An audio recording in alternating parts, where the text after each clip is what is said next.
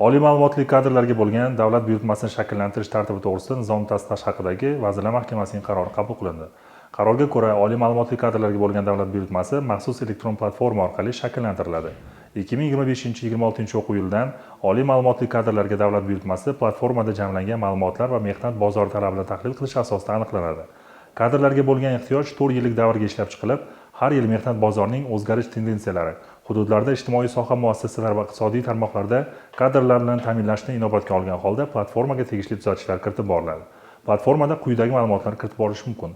Iqtisodiy tarmoqlarda rasman band bo'lgan aholi soni, davlat va nodavlat OTMlar bitiruvchilarining o'qishni tamomlagandan so'ng rasman bandligi to'g'risidagi ma'lumotlar, mehnat resurslari balansi, mehnat bozorida mavjud bo'sh ish o'rinlari, iqtisodiy faoliyat turlari bo'yicha bandlik darajasi haqida, shuningdek oliy ta'lim jarayonlarini boshqarish axborot tizimidagi mavjud bitiruvchilarning oliy ta'lim muassasalaridagi ma'lumotlari to'g'risidagi ma'lumotlar kiritib boriladi.